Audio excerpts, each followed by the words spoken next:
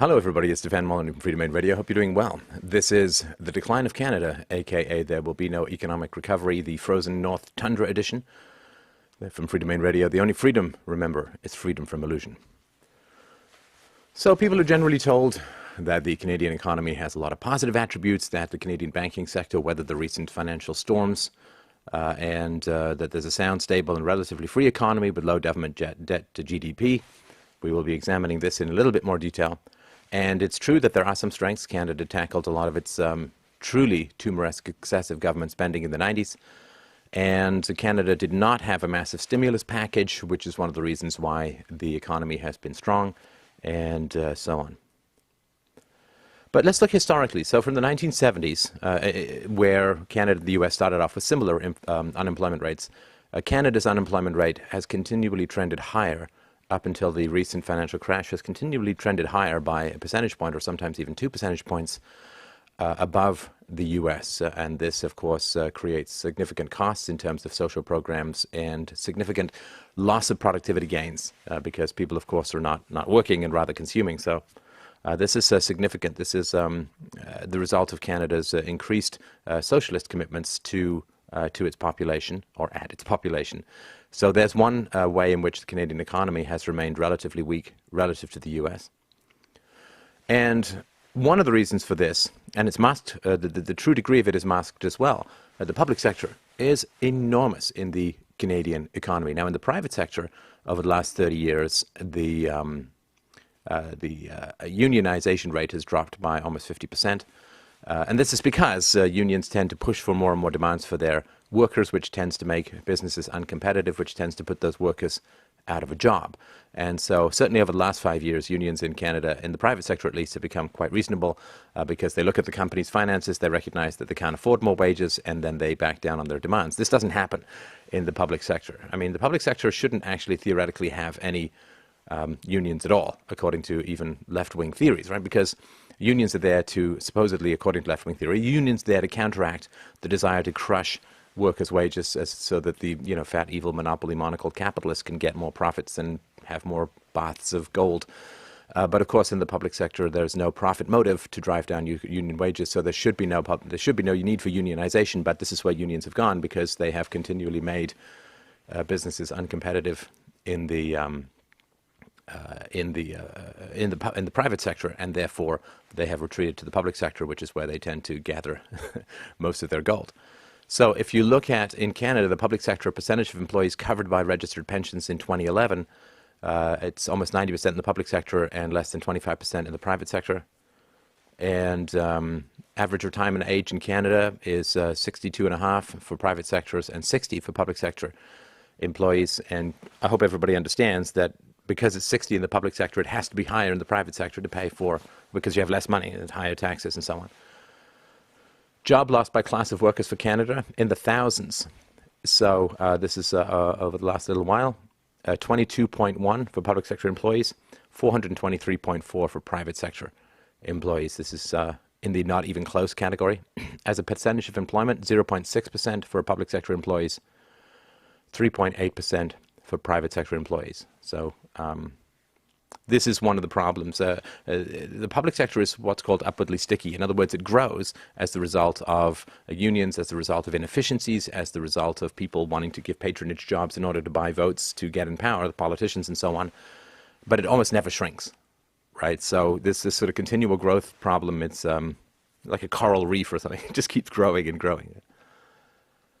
So the result of this has been something very interesting, and this is something which you can see all around the Western world, which is this hollowing out of the middle class. So this is from 1971 to 2011. You can see that the lower income percentage distribution has risen from 25 to 29%. The upper income has risen from 14 to 20%, and the middle class has dropped from, the middle income has dropped from 61 to 51%. This is typical in late statism, right, as the government grows and as the government particularly borrows to spend and so on. What happens is the poor get trapped in this sort of sticky welfare subsidy underclass, and the rich start to manipulate the state to get more and more benefits, and both of these are paid for by the middle class. So The middle class is the great ballast of society. When the middle class goes, as it did in the 1920s in the Weimar Republic in Germany, bad things tend to happen. The middle class is the great stabilizer within society, and as the government grows, so does the poor, and so do the rich, at the expense generally of the middle class. And if you are in the middle class, you will know what I'm talking about. So as I said, in the late 90s, the government in Canada, federal government, was paying 40 cents on the dollar just on interest payments, and so they savaged a fair amount of spending. But these dips are nothing compared to what's grown. I mean, this would be called savage austerity. Of course, you look at 1960, this is gross Canadian federal government debt, 1867 to 2008. I mean, this massive escalation that has occurred from the 1960s, from the rise of the welfare state. And Canada has almost no warfare state. I mean, it's a very small military. And so this is almost all transfer payments, also known as vote buying, also known as paying people to not change the system. You know, one of the great problems with things like welfare and unemployment is it tends to drug people's sense of outrage about a system that doesn't work for them because they can kind of get by. And so it's like taking cocaine for a toothache. I guess you feel a little better in the short run, but the rot only gets worse. So the demand and a desire for social change is really kept at bay through this fire hose of fiat imaginary monopoly money that keeps getting fired at the poor, which prevents them from wanting to change the system, and also keeps getting fired at the rich, which also prevents them from wanting to use their more considerable muscle to attempt to reform a system that doesn't really work very well. So debt, household debt, is one of the great unspoken or underspoken of trends in modern Western economies. As real income has declined, as taxes have increased, what people do to sort of wallpaper over these cracks is they just continue to borrow. And of course, as the government prints money, as it tends to do, prints a lot of money, the money washes out into the economy, and the inflation hits, and but the government keeps interest rates low because it doesn't want to pay a lot of interest on its own debt. And this combination really does provoke consumer spending, which is a massive waste of a lot of resources and so on. But people are just borrowing and spending in order to make up for diminished income, and also to take advantage of the artificially low interest rates kept in place by Western governments so they don't have to pay money on their own debts. And so here in Canada, you can see this just massive rise from 1980, where the debt to personal income ratio was 80% or so, now, you know, heading northwards to 160% and so on. Exceedingly unsustainable. And you can see this trend through Canada, the US, the Euro area, and the United Kingdom. This is a continual trend. This is unsustainable. And debt, of course, is simply deferred. It's deferred losses. And what happens, of course, with a lot of debt is you are crowding out investment, right? So as you borrow to consume a whole bunch of stuff, which is generally where this goes, you are crowding out investments in capital improvement, and worker productivity growth, as we'll see down the road in this presentation, tends to lag. It's a huge problem. I mean, productivity growth is about the only thing that matters when it comes to having a sustainable and growing economy. And when you borrow to buy a plasma TV, that's fine, but you're not investing in creating better ways of producing things. Household debt to income ratio in G7 countries, 1960 to 2011. As you can see here, this is Canada, France, Germany, Italy, Japan, UK, and US, all trending upwards from 0.5 to 1.51 and so on. And this is significant. This is extremely important. This is an addiction, right? And all addictions come with the highs and the crashes, and we're just starting to enter into the crashes now. Of course, a lot of this is driven as well by the belief that somehow a consumer good like a house is somehow an investment good like a factory, and therefore it rises in value. This is, of course, not true, and the lie of this is becoming revealed through the various housing crashes around the world.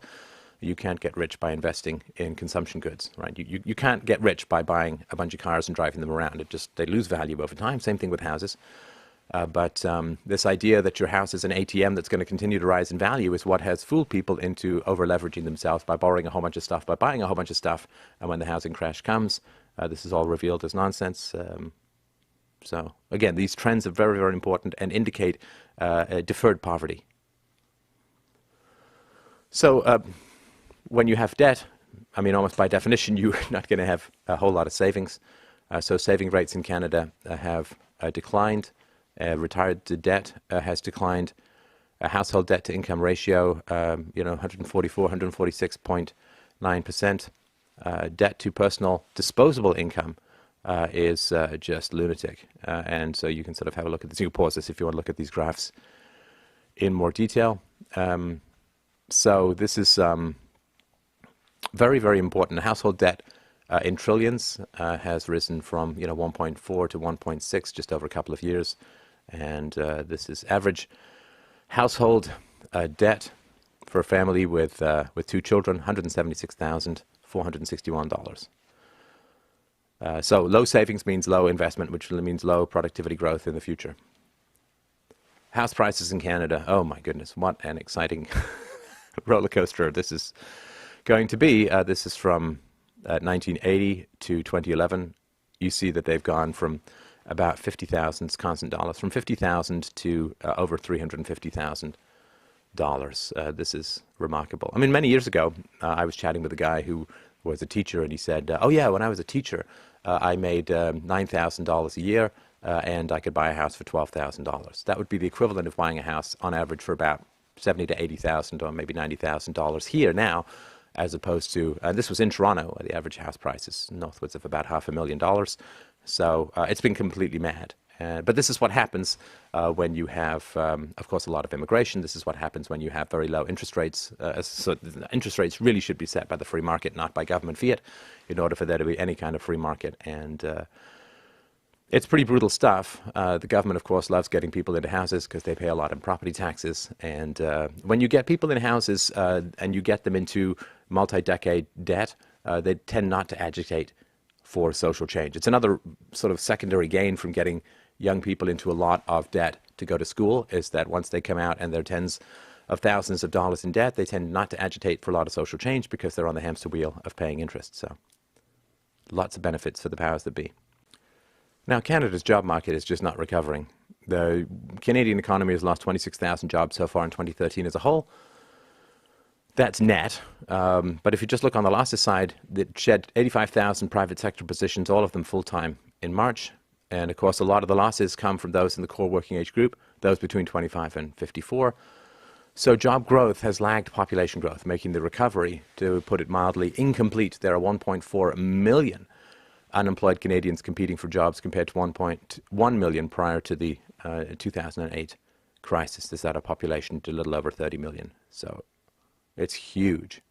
It's huge. And again, unemployment insurance and so on. I mean, I understand people need to eat, but it does keep people from really protesting, change. When you're in an addiction, as government spending, government debt, and so on, when you're in an addiction, panic is often the only course correction that you have. And when people don't panic, nothing changes. This is a way of keeping people not panicking. It should be. So Canadian public sector workers are paid 12% more than their private sector counterparts, said a 2013 study by the Fraser Institute.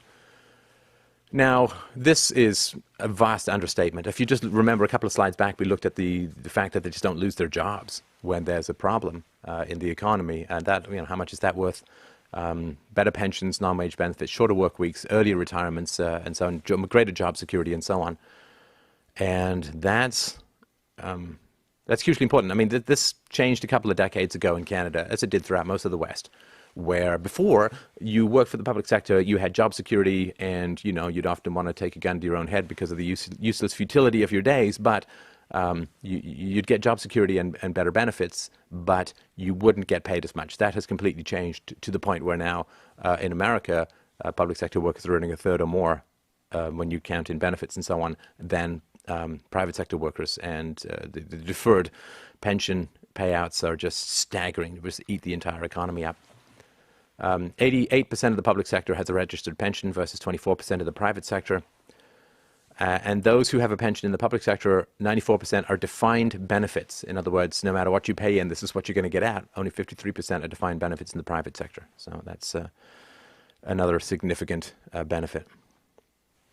Number of Toronto city employees who earn more than $100,000 has jumped about 30% from 2012 to 2011. Taxpayers are on the hook for more than $1.5 billion in regular and voluntary severance to over 100,000 public sector servants. I think it's servants. Never have servants seemed so much like masters. In 2011 to 2012. It will spend at least another 850 million in 2012 to 2013 on accumulated severance payouts. Yeah, of course, this staggering and outrageous. You bribe people to go away. I mean, you literally bribe. It's like having a psycho stalker ex-girlfriend and you pay her $1 million to move to Mali. This is why it's so hard for governments to cut their spending, because when you fire a bunch of government workers, your costs actually go through the roof in the short run, and it looks a lot worse. 900 million to cover workplace adjustment payments owed to thousands of employees who would be laid off due to federal budget cuts. You know, in the good old days, you just get fired, but now you have to pay people to go away, and it's just brutal. And this is why so many politicians don't want to take on this stuff. Population of the federal public service, 278,000 and change, between 50 and 60,000 federal public sector jobs. All private sector jobs funded by the government will be eliminated by 2014. If we take 55,000 to be the future federal job cut number, the average 900 million results in over $16,000 payout per person. Now, to be fair, the people who've spent a lot of time in the public sector, I would have a very tough time when I was an entrepreneur and hiring people. I had a very tough time taking people from the public sector, unless I was like a welfare whore and wanted to gain access to their government contacts. But I mean, who wants to hire people from the public sector? So it is kind of rough. They're going to have to change their attitude just a tad. So in Canada, of course, this is typical in the West. More and more seniors are working longer. A percentage of those aged 60 to 64 who are employed rose from 34% in 1989 to 47% in 2011. That's a new record. Those who are 65 to 69 who are still working from 11% to 23%, same time period. The percentage of the 70 and over increased to 6% in 2011, once more a record high. The labour force aged 45 to 54 more than doubled, while those aged 55 to 64 also more than doubled, while those aged 65 and older grew even faster, by 180%. So these are not exactly the golden years. They are the put your back to the ore years. So wage stagnation and decline in manufacturing. This is very important stuff. The median income of full-time Canadian workers increased by just $53 annually between 1980 and 2005. And this is a time when inflation was very high. This is a time when government debt, which is simply deferred loss of income for taxpayers, was very high. And so this is really important. So when they say, well, it's just going up $50 a year, well, taxes are going higher, inflation is going higher, national debt goes higher. Whenever national debt goes higher, you are looking at a deferred loss of income in the future, right? Because the government's either going to have to default on the debt, which is going to mash up people's savings, or it is going, because the dollar will be worth almost nothing if the government defaults on its debt, and also or it's going to raise taxes to pay for the debt. So in real terms, the money is going up by $53, but in sort of nominal terms, but in real terms, it's declining enormously. After 8 years of decline, the Canadian manufacturing sector created only 15,900 jobs in 2011. Employment in 2011 was about where it was in 1993, down by 532,200 jobs since the peak in 2004.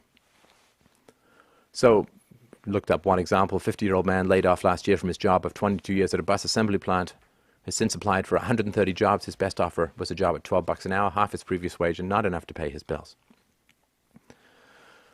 Factory sales plunged 3.1% to $48 billion, marking the deepest one-month decline in 43 months or since the midst of the Great Recession.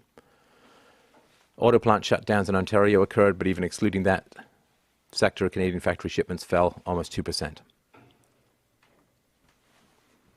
And the fell as a whole in the last month of 2012, 2.8%. Of course, the U.S. is still struggling in its own quagmire, its mastodon pile-over of debt and dysfunction. Asia, of course, experiencing a slowdown. Europe continuing to muddle through its debt crisis. There's not going to be much of a pickup for Canadian exports, which, for a resource and manufactured-based economy is quite a big deal. Canadian companies' business investment plans are at their lowest non-recession point since 1995. This is an alarm bell for the economy. Investment is so important to the creation of new jobs and future profits. Almost all businesses in the West are facing regime uncertainty, which really used to be a third world problem in that they don't know what's going on in the economy. They don't know what steps the government is going to take to remedy or get out of the way. And so they're hiding money in a war fund. Business investment remains slow. Outgoing Bank of Canada Governor Mark Carney wants the private sector to unleash some of what he has called the dead money to stimulate the economy. But companies need to put cash in a war fund until better times, says Betty Lou Pacey, founder and chief executive officer of BL Innovative Lighting, a small Vancouver-based business that exports optical fiber for lighting. She cites a massive U.S. fiscal deficit as the biggest external threat for exporters whose sales growth depend on healthy U.S. demand. Her own company has a couple of costly projects percolating that would be easier to commit to if circumstances were better. This paralysis is also occurring, of course, in the U.S., where some companies are experiencing record profits and just not spending. Not spending. There's too much regime uncertainty. 20,000 pages of Obamacare regulations that are not even complete are coming down the pipeline, and people just don't want to spend right now. So the flip side of Canadians' explosive debt burden is consumer spending, which is showing weakness as debt loads continue to grow. Retail sales over the crucial holiday season posted an unexpected 2.1% decline this past December, signaling that the Canadian consumer may be running out of steam and finally reining in those debts. Canadian household debt has reached an all-time high, but in 2012, Canadians still took on more. Consumer debt jumped 6% last year. Analysts are growing concerned that Canadian consumers are over-leveraged, really, and will eventually have to make steep cuts to their spending. And this is the last desperate throes of this debt-based lifestyle that really started in the 1960s, particularly, of course, in America in 71 when Nixon finally severed the last connection with the gold standard. It's all been toilet paper monopoly money ever since, which drives a lot of consumer spending. Austerity measures will shave 0.9% off government spending, which in turn will translate into a 0.2% drag on Canada's GDP. And again, one of the problems with democracy is it's very, very short-term economic. It was an election cycle every 2 years usually, so it's very, very short-term economic thinking, whereas in other kinds of systems, and hopefully a system with no government, there's a much longer-term view of the economy. But why is it that politicians would want to take on this stuff? Because they'll be in the trough, right? There'll be the big dip of cutting spending, usually in the next election cycle, which means they'll lose power. Experts say nervous consumers won't spend enough to provide a significant boost to the economy, especially as households have a record $1.65 of debt for every dollar earned. Madness. There is this weird fetish that says that if you just buy a bunch of stuff, that's good for the economy. I mean, GDP measures are ridiculous. Right? People who get sick add to the GDP. I mean, it's nonsense. But this idea that just get consumers to buy a bunch of stuff and that's really good for the economy is just nonsense. I mean, imagine giving everyone $1 million winning lottery ticket and they'll buy a whole bunch of stuff, but the economy would be completely insane as a result.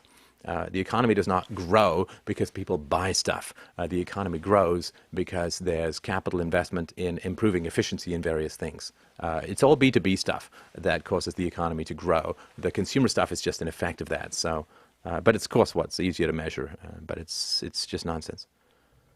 I mean, this is the whole lie behind stimulus packages, right? Just get consumers to buy stuff or get people to buy stuff and suddenly that's good for the economy. Well, no, I mean, because every time you buy stuff to consume, you're not investing in improvements. So anyway. Canada Mortgage and Housing Corporation predicts construction of new homes will fall 11% this year. Bad news for the economy as Canada has come to be, as the US was, more reliant on real estate and construction-related activity than it has been in recorded history. The FIRE industries, finance, insurance, and real estate, amount to 27% of the economy, up from a long-term average of 24%. Construction slowdown could translate into big job losses. House prices in Canada suffered 6 straight months of declines before leveling off in April, according to Terranet, but sales volumes have dropped sharply over the past year, down 15.3% from a year earlier, according to the latest numbers. And the supply of homes available on the market is growing relative to the number of buyers, which is a bad sign for future prices. Capital Markets predicts a 25% drop in house prices. The Economist indicates Canada has one of the most overvalued housing markets in the world. And we all know what happens. Look at the US. What happens when housing prices begin to decline? Well, the lie that your house is your ATM is revealed and the economy just goes through an unbelievable, stomach-churning, retching kind of monkey in a barrel rolling down a hill off a cliff series of events. So, of course, what happens here in the housing price index from 2007 to 2010, you can see this decline, and a massive decline in the net worth of families, to the point where in the US families now have a lower net worth than they did in 1989. Right? So all of these increases in housing prices, which makes people feel wealthier, which makes people feel... The other thing, too, is like if you believe that your house is continually growing in value, that becomes what you invest in, which is really just setting fire to your money in a slow house-shaped form. And the lie of that, and everything that's not done, opportunity costs are everything when you look at economics. So the fact is that people are investing in their house. They say, oh, I'm going to build a deck. It's like, well, the deck is a consumption good. It's not going to make you money after that. It's like buying a gaming computer rather than a productivity computer. It's fun, but it just doesn't add anything to your wealth in the long run. It consumes and destroys it, which is not to say that's bad. It's just that's the natural economic outcome of it. And so when people think that their houses are continually increasing in value, they don't do other things which they could do that will actually increase in value. And so this is why it's such a calamity when it all falls apart. So let's look at the international view of the Canadian economy. Forget about people who, and this includes me, but forget about people who have opinions about the economy. What you want to do is look at the people who are betting on various economies, because that's usually their own money, or at least money that they're responsible for, and they do a heck of a lot more work than generalized pundits. And global investors are turning against Canada's economy, and they're placing some of the largest bets on record that Canada's housing market, financial sector, and currency are in for a rough ride. A report Monday in the Financial Post indicates that a near record amount of money is being placed against Canada's major banks. In other words, people are shorting that they're going to make money if the bank stocks go down. The length of time it would take for investors who are shorting Canadian banks to cover their debts if the stock went up is now at 10.3 days compared to just 1.3 days for US banks. Right? So you're going to make money if the stock price goes down. If the stock price goes up, you have to pay money in, and the amount of time it will take for them to pay money in is over 10 days. Anything over 5 suggests investors are pessimistic. Follows a report last week, the Canadian dollar has become the second most shorted major global currency after the Japanese yen. I think Japan is, over 250% of debt to GDP ratio, suggesting investors widely expect the Canadian dollar to keep sliding. Several trends appear to be behind the negative sentiment, including a weakening housing market and falling prices for commodities such as oil and gold. Both of these trends could impact the country's economy, given Canada's well-known reliance on commodities and given that housing now supports a greater percentage of Canadian jobs than it has in recent history. Also, of course, when the housing market crashes, all the people who were trained in that housing market have to go retrain, which is a huge drain on the economy. San Francisco-based Hyphen Partners LP is putting 95% of its clients' assets into bets against Canada's housing market and banks. Canada faces 2 risks, says this dude, housing and banks. Very few people are looking at those risks simultaneously. That collectively presents a lot of opportunity for those who wish to make money off the Canadian economy's expected decline. In terms of the market, Canada is a rather exciting place to do business, as I did for about 15 years. Most Canadian small businesses pay much more than their U.S. counterparts to comply with regulatory requirements. Smallest businesses in Canada, fewer than 5 employees, pay 45% more per employee, almost $6,000, to comply with government regs than their U.S. counterparts, $4,000. Total cost of regulation to Canadian businesses is $31 billion a year. In addition, Canadians spend more hours a year to comply with regulations, 171 hours versus 130 hours in the US. Productivity growth in Canada was 0.7% between 2001 and 2011, well below the US with 1.8% and OECD average of 1.4%. The productivity growth, as I said, is everything, but it has to be productivity growth in investment goods, ideally, rather than consumer goods. So housing being a consumer good, something which you use up in value and does not create additional value itself. If you count all of the growth in the housing sector and housing market, then it's probably even low if you discount all of that stuff, which is not going to add to our growth in the long run. 2012, a record 882,000 Canadians used food banks, highest level ever, which is 26% above 2008 levels. Number of Ontario residents on welfare jumped by more than 63,000 last year. Social assistance caseload increased by about 20% between November 2008 and November 2009. British Columbia, also known as the left coast, it's also risen significantly. Slumping economy takes its toll. Latest numbers from the Ministry of Housing and Social Development show the number of people on social assistance who were able and expected to work has increased almost 50% in the last 6 months. And here's some more details. As you can see, the vast majority of the welfare cases are single moms. Single moms, I mean, basically the welfare state is deliver money from single people and people with two parents, families, two single moms. This is a huge, giant sucking sound of the need for single moms to have resources. Number of people on welfare rose 26.2%. People defined as unable to work because of persistent multiple barriers fell nearly 4%. So not good as a whole. There's a 21-year difference in life expectancy between the poorest neighbourhood and the wealthiest neighbourhood in Hamilton, Ontario. Again, this is a huge cost to the economy as a whole. For the richest 1%, the share of all Canadian incomes almost doubled between the late 1970s and 2007. For the richest 0.1% of tax filers, their total share almost tripled. And for the creme de la creme, the richest 0.01%, making more than $640,000 a year, their share of the total incomes more than quintupled, right? Because the government in the 1960s began a process of attempting to narrow inequality, right, to narrow the gaps between rich and poor. As a result, since violence always achieves the opposite of what you want, this gap has only increased. Between 1980 and 2005, median earnings among Canada's top earners rose more than 16%, while those in the bottom fifth saw their wages dip by 20%. The report from the OECD said the top 1% of Canadians saw their share of the country's total income increased from 13.3% in 2007 from only 8.1% in 1980. Their share of income, the top 0.1%, saw their share of income more than double to 5.3% from 2%. Top 10% of Canadians in 2008 earned $103,000 on average, 10 times higher than the bottom 10% who made an average of $10,000. This is an 8 to 1. This is up from 8 to 1 in the early 1990s, higher than the overall OECD average. Out of 25 developed countries, Canada ties for last place for failing to attain 9 of UNICEF's 10 benchmark indicators of quality and access to early childhood education and care. Canada is brutal on the environment, Canada is brutal on children, Canada is brutal on the poor, and Canada is particularly brutal on the native population. So let's just take a few minutes to talk about this. And the reason I want to talk about this is to show something very, very important.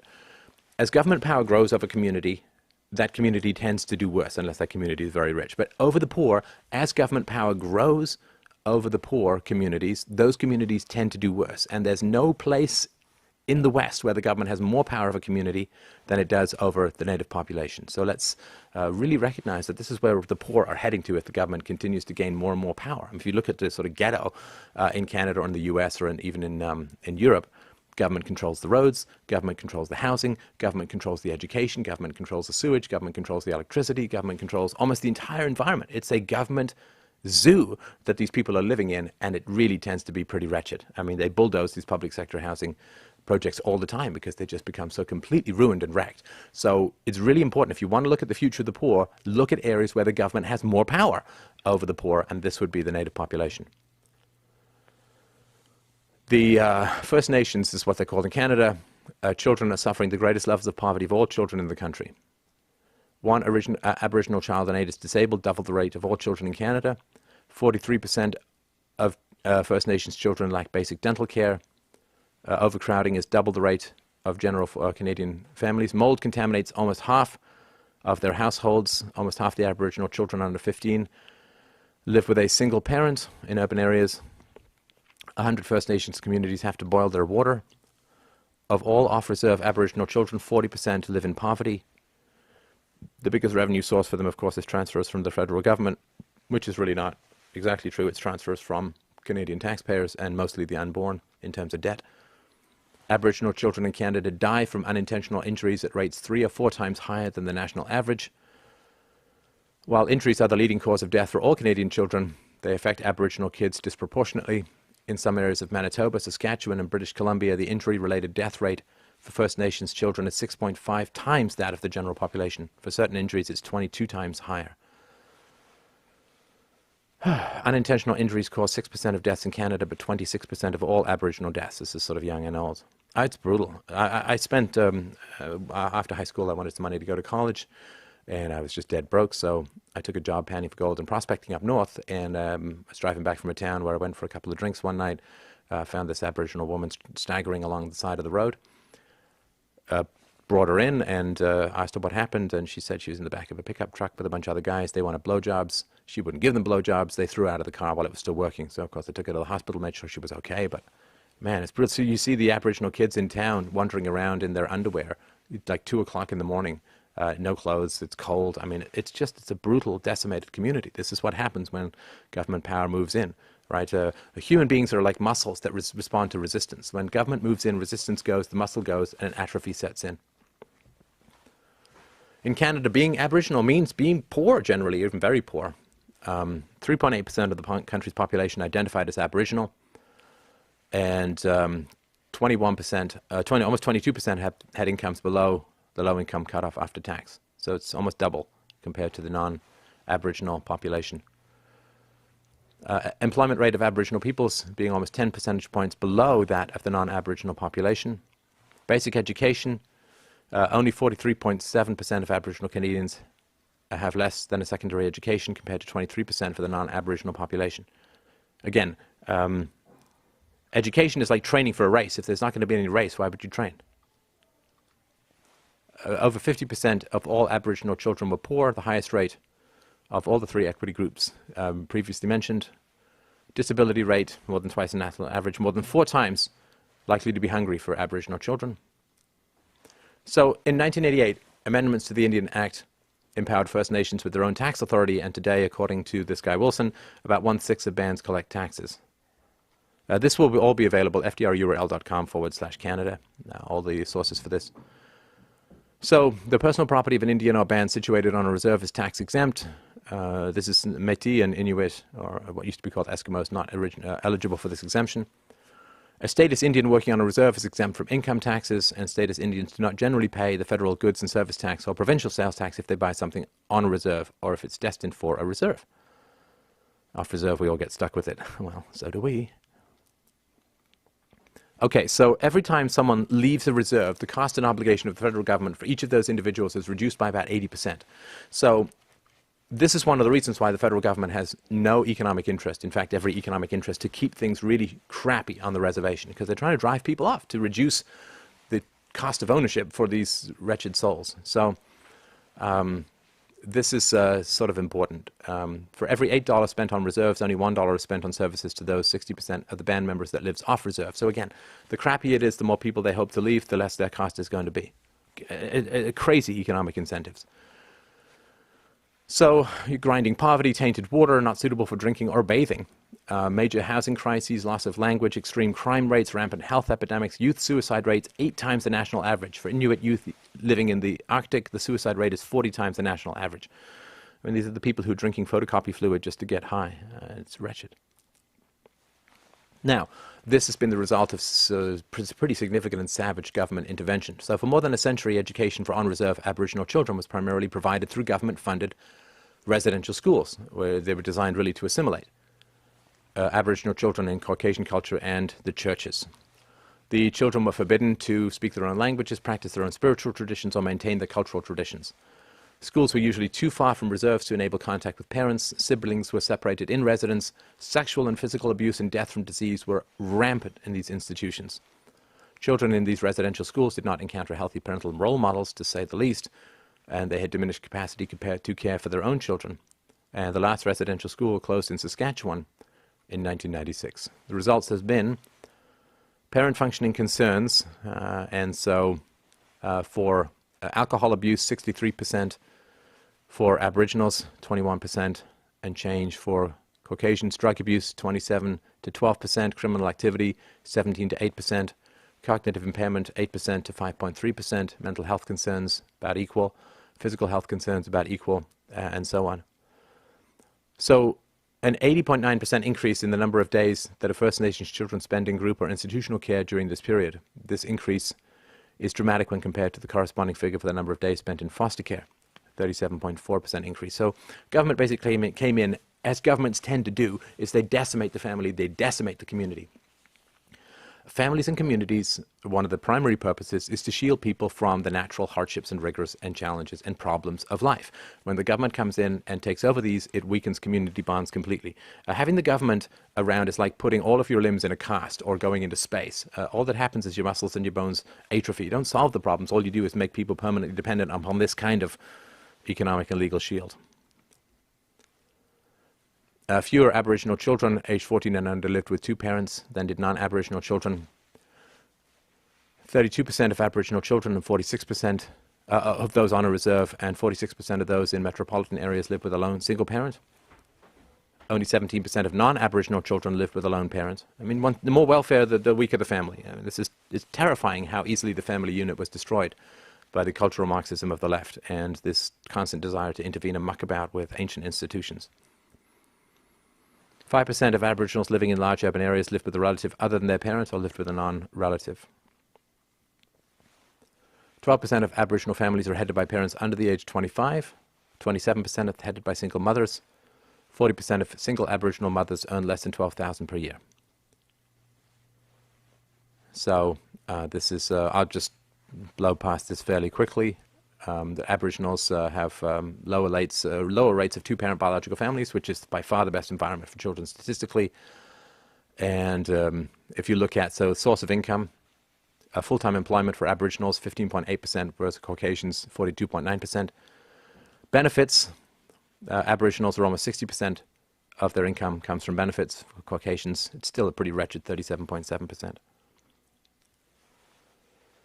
The average number of Aboriginal welfare recipients risen from 40 to 41% over a 10-year period beginning 88 to 89. 45% of Canada's First Nations social assistance is their only source of income. 34.8% of Indians on reserve received social assistance compared to 5.5% for the country's general population. This rate for on-reserve Indians was 43.9% in Manitoba. This is very significant because it means that they are now wedded to the government, and the government is a dangerous and terrifying entity to be wedded to.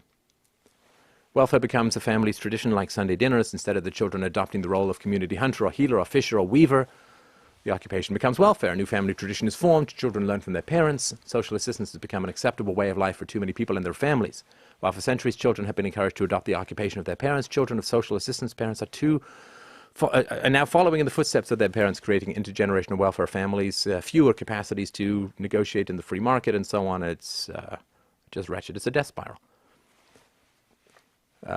So a lot of the elders say welfare isn't a part of First Nations culture.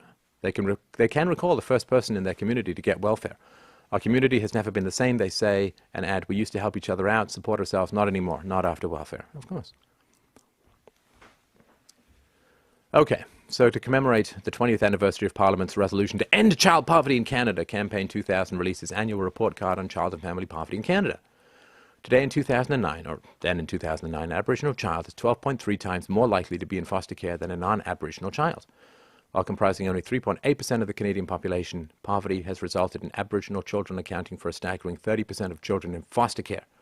The situation is so grave that the number of Aboriginal children in the child welfare system today is 3 times the number of those enrolled in residential schools at the height of their operation. Horrendous. Okay, so obviously, thank you so much for your patience in watching and listening to this presentation. This is really important. This plague of state growth, of debt, of fiat currency, of inflation, of vote buying, this clusterfrack of an ancient curse that was well understood in the ancient world. I mean, there was an old saying that as far back as you can really remember, that one of the problems with giving people the right to vote away other people's property is that the poor outnumber the rich, and the poor will vote to take away the rich's property until everybody becomes poor. That's only partly true. Of course, the rich are very politically connected, and the rich, of course, because the rich pay a higher proportion and a greater amount of taxes, the government really wants to listen to the rich, because the rich are the cash cows that allow them to pay off a lot of the poor. So this is particularly terrifying. My question to people who are skeptical of this process is, where does it end? Where does it end? Where does government debt end? Where does government inflation end? Where does intergenerational debt end? Where do unfunded liabilities end? Where does this end? How does this get resolved? There's no indication that this momentum is getting slower. In fact, it's getting faster. At this point, we must question the system as a whole. This is not the first time nor the last time. This will occur in human history.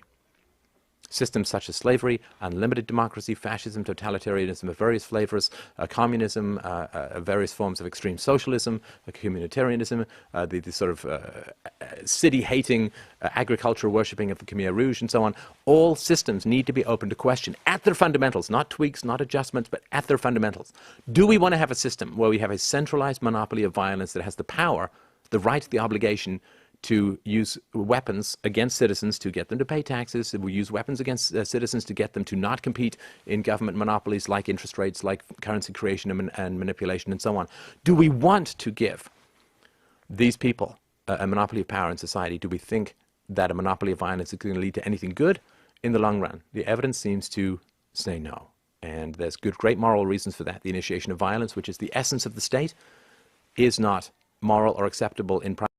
Creating a magic other universe called the public sector doesn't change moral rules. Government workers don't get to fly. They don't get to reverse time. They're not subject to opposing laws of physics, and neither are they subject to opposing laws of morality. That which is immoral for you and me is immoral for the state. The initiation of force, the counterfeiting of money, the enslavement of others unwillingly and sometimes even unborn through intergenerational debt is immoral for us. It's immoral for the state. Having one universal moral rule is the only way forward for mankind. That must lead us to at least question the existing configuration of a society dominated by a small minority with the right to use all the weapons in the world to get their way and to gain allegiance from people through bribery. This fundamentally is a Stone Age system, and we have inherited it through the inertia of history. It must be open to question, just as slavery was. It was a system that was inherited through the inertia of history, that was universal across mankind. Those who questioned the essence, the basic morality of slavery were really the saviors of mankind. I invite you to look at our system, which has just got all of the momentum of history behind it, which makes it feel true. Right? As Nietzsche said, whatever lives long is so gradually saturated with rationality that its irrational origins become improbable.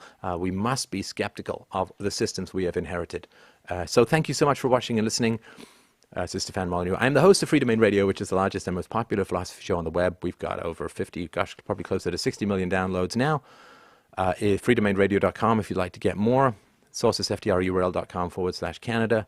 And it's entirely listener supported. So if you find these presentations helpful, of course, please share them. If you don't have any money, no problem. If you would like to help out, I would hugely appreciate it. You can go to fdrurl.com/donate in order to help out. Sign up for a subscription. You get all these bonus podcasts, hundreds of bonus podcasts for donators and private message boards and email systems on the website. So hugely appreciate it if you could help out. Thank you so much. As always, I will talk to you soon.